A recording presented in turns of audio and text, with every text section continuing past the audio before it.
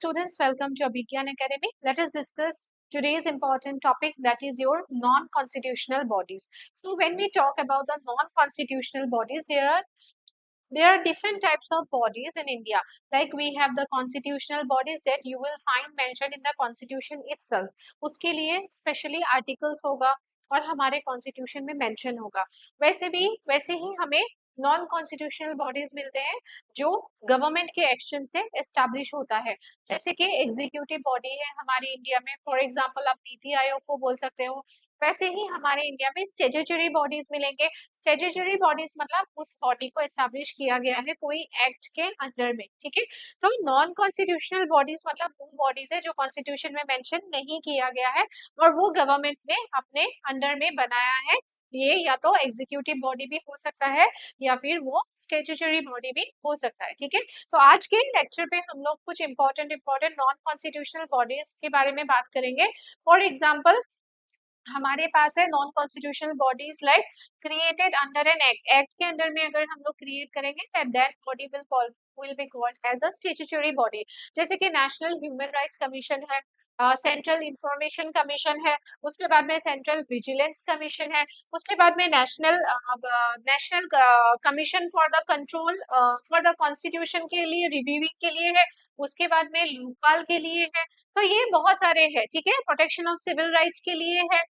Executive body मतलब जिसको government ने ना एग्जीक्यूटिव डिसीजन लेके क्रिएट किया है. जैसे कि मैंने बोला NITI Aayog, it is an executive body. ठीक है, तो यहाँ पे कॉन्स्टिट्यूशनल नॉन कॉन्स्टिट्यूशनल ये बहुत सारे बॉडीज भी can see in India. Now the first body that we are talking about is the national human rights commission. You can see NHRC. अब एनएचआरसी किस तरीके की बॉडी है? This is a non constitutional body. इसको जो है हमने कोई एक्ट के अंडर में बनाया गया है. ठीक है, अब नाम से ही पता चल रहा है कि ये बॉडी का काम क्या होगा. ये बॉडी का काम होगा हमारे इंडिया में ह्यूमन राइट्स को प्रोटेक्ट करने का. ठीक है, तो नेशनल ह्यूमन राइट्स कमीशन, इसका काम होगा हमारे इंडिया में लोगों के ह्यूमन राइट्स को प्रोटेक्ट करने का. अब इसका अगर जेनेसिस हम लोग देखेंगे तो ये इंडिया में डायरेक्टली ओरिजिनेट नहीं हुआ था. वर्ल्ड लेवल पे ये ओरिजिनेट हुआ था under the United nation. So United Nations have adopted on the date of 10th December 1948 this resolution for the human rights. ठीक है, ये जो है यूनाइटेड नेशंस ने अडॉप्ट किया था 10 दिसंबर को 1948 में. Adopt this resolution and the resolution is about the declaration of the human rights. That is why 10 दिसंबर के दिन में we celebrate human rights day. ठीक है, उसके बाद में अलग अलग कंट्रीज ने have adopted this resolution in their nation, so as well as India have also adopted this. ठीक है, तो ये जो है 1991 में उसके बाद इवॉल्व हो गए. पेरिस प्रिंसिपल्स आया that develop for the national human rights institution. ठीक है, इसको हम लोग पेरिस प्रिंसिपल्स बोलते हैं. उसके बाद में 1993 में India have enacted this right in India protection of human rights act. ठीक है, ये जो एक्ट है ये हमारे इंडिया में अभी है जिसके अंडर में एनएचआरसी को बनाया गया है. And I have already said कि एनएचआरसी का फंक्शन क्या होगा? ह्यूमन राइट्स को प्रोटेक्ट करने का फंक्शन होगा. ठीक है, अभी एनएचआरसी का अगर हम लोग थोड़ा सा कॉम्पोजिशन देखते हैं तो यहाँ पे जो है एक चेयरपर्सन होता है एंड चेयरपर्सन जो है वो जुडिशियल मेंबर होगा. ठीक है, अब ये जो है chairperson of human rights commission ये कौन होंगे? He must be a retired chief justice of India या फिर वो सुप्रीम कोर्ट के जज. मतलब कोई भी रिटायर्ड सीजेआई या फिर रिटायर्ड सुप्रीम कोर्ट जज can be the chairman of NHRC. मतलब हाई कोर्ट के रिटायर्ड जज या सीजेआई नहीं होते हैं यहाँ पे. यहाँ पे जो है सुप्रीम कोर्ट या फिर जज या फिर सीजेआई रिटायर्ड हो सकते हैं. ठीक है, अब मेंबर्स भी जो है वहां पे हाई कोर्ट के मेंबर्स आप लोगों को देखने को मिलेगा. जैसे कि यहाँ पे सुप्रीम कोर्ट के जजेस हो सकते हैं, हाई कोर्ट के जजेस मतलब हाई कोर्ट के चीफ जस्टिस हो सकते हैं. उसके बाद 3 individuals with human rights experience and minimum जो है इन मेंबर्स में से एक जो है महिला होना पड़ेगा. ठीक है, 1 women should be there. Okay, so ये जो है मेंबर जो है सुप्रीम कोर्ट के जज और हाई कोर्ट के चीफ जस्टिस. अब हाई कोर्ट के जज नहीं चीफ जस्टिस हो सकते हैं. उसके बाद 3 इंडिविजुअल होंगे with human rights expertise and the women and the member जो है जो भी है उसमें से मिनिमम जो है एक विमेन होना पड़ेगा. ओके, उसके बाद में 7 एक्स ऑफिशियो मेंबर्स. अब अलग अलग 7 एक्स ऑफिशियो जो दूसरे पोस्ट पे रहते हैं ऑटोमेटिकली इस पोजीशन में आ जाते हैं. जैसे कि कमीशन फॉर माइनॉरिटी, जो भी माइनॉरिटी के कमीशन होते हैं वहां के मेंबर्स. उसके बाद में कमीशन फॉर एससी के मेंबर्स. उसके बाद में कमीशन फॉर एसटी के मेंबर्स. उसके बाद में कमीशन फॉर वुमेन के मेंबर्स, उसके बाद में बैकवर्ड कमीशन जो है बैकवर्ड क्लासेस के लिए, उसके बाद चाइल्ड राइट्स के जो कमीशन के मेंबर्स और पर्सन विद डिसेबिलिटीज, ये सब ये जो कमीशन होंगे यहाँ के मेंबर्स भी ये कमीशन का एक्स ऑफिशियल मेंबर्स होंगे, ठीक है। इसमें से भी चूज करेंगे 7 अमंग दिस कमीशन। तो चेयरपर्सन कौन होगा, मस्ट बी ए रिटायर्ड सीजे और सुप्रीम कोर्ट। फिर बाद में ये वाले मेंबर्स हमें देखने को मिलते हैं। यहाँ पे भी you can C supreme court के जज, बट हाई कोर्ट के जज नहीं, हाई कोर्ट के चीफ जस्टिस होना पड़ेगा, ठीक है। ओके, नाउ सी यहाँ पे जो है Chief Commissioner. Always remember the inclusion of the Chief Commissioner for persons with disabilities is often forgotten. 7 ex officio member. अभी हमें मैंने ऑलरेडी बोला है PWD कमीशन का भी मेंबर होगा, जिसको हम लोग एक्स ऑफिशियो मेंबर बोलते हैं, ठीक है।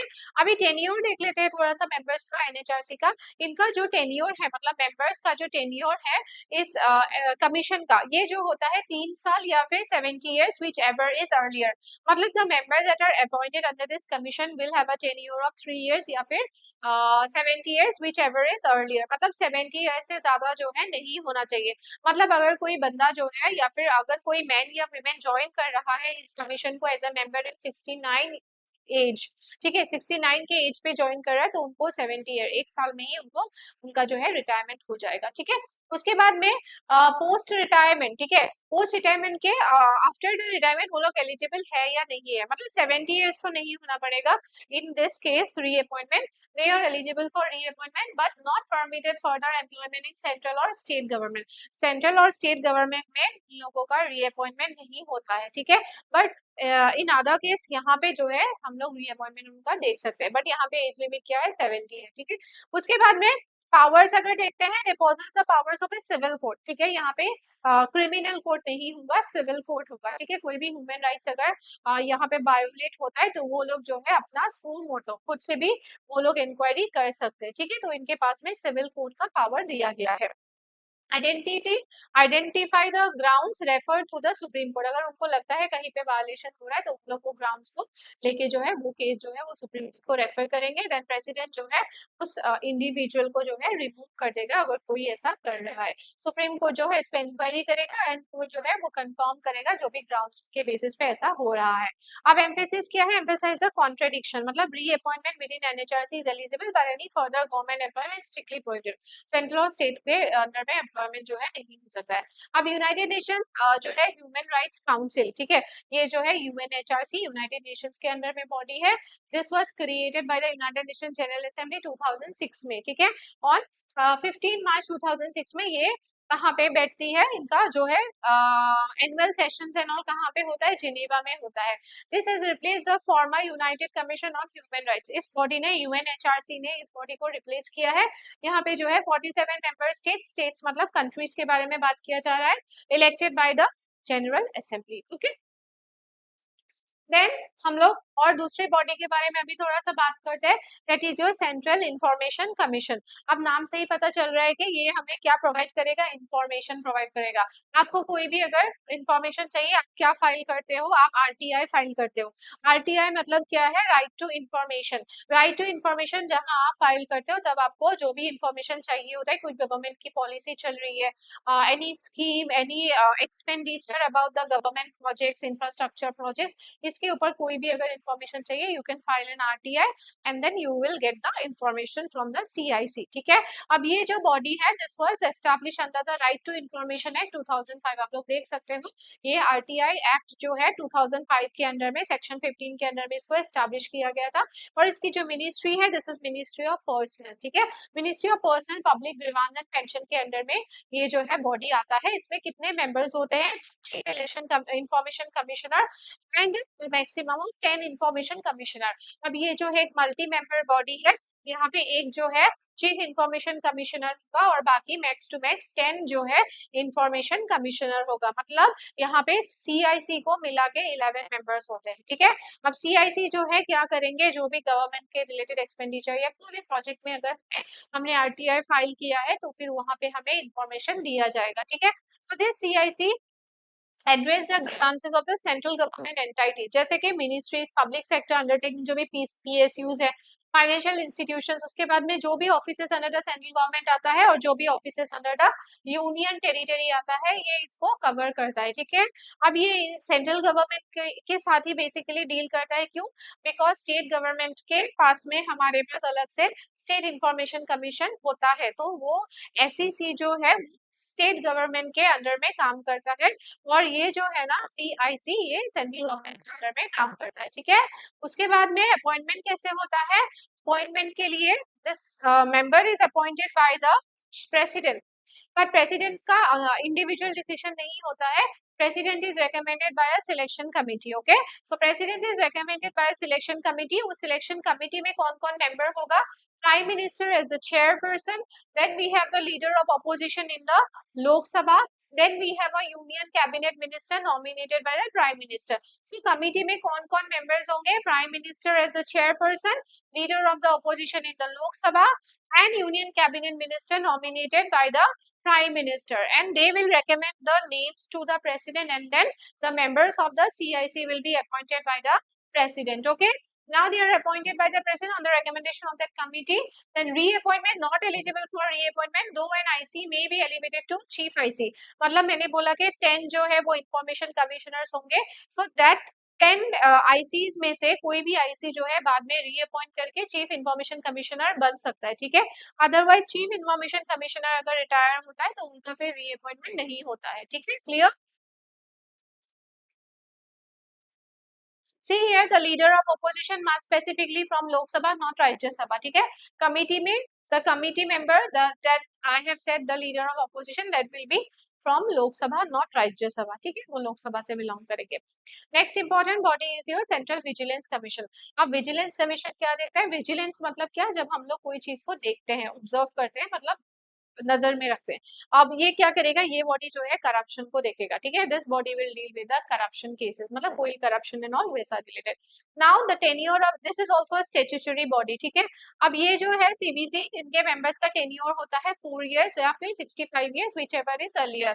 Salary and conditions for CBC, this is like the chairman of union public service commission. जो भी यूपीएससी का चेयरमैन का सैलरी होता है वही सेंट्रल विजिलेंस कमिश्नर का होगा, और बाकी विजिलेंस कमिश्नर जो है ये बाकी जो मेंबर्स है यूपीएससी उनके साथ मैच होगा। ठीक है, ये एडवाइस करता है central government. If the government rejects this advice, it shall communicate the reasons to the CBC. अगर ये कोई आपका रिकमेंडेशन देते हैं, ये गवर्नमेंट जो है क्यों नहीं मानता है, प्रेसिडेंट क्यों नहीं मानते हैं, सेंट्रल गवर्नमेंट क्यों नहीं मानते हैं, इस चीज को नहीं मानने वाला ग्राउंड इनके साथ में जो है डिस्कशन करना पड़ेगा। ठीक है, law commission of India, pre independence में भी हमारे पास जो है लॉ कमीशन था। अब पहली बार जो है लॉ कमीशन आया था 1834 में। It was establish under the charter act of 1833, British के टाइम पे ही।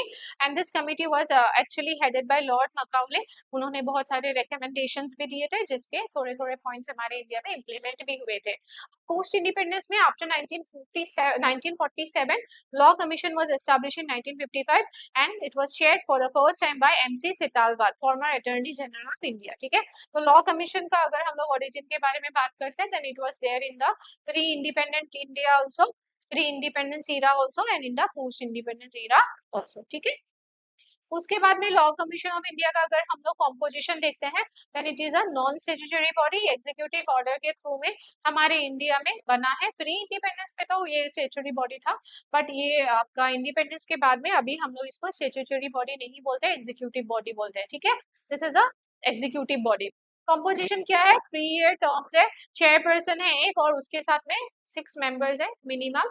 एंड इनके जो है इनके मेंबर्स का अपॉइंटमेंट कैसे होता है? जिनका एटलीस्ट 15 इयर्स का जो है एक्सपीरियंस होना पड़ेगा। ठीक है, करेंटली 23rd लॉ कमीशन अभी बैठे हुए हैं, जिसके जो है चेयरमैन है दिनेश महेश्वरी।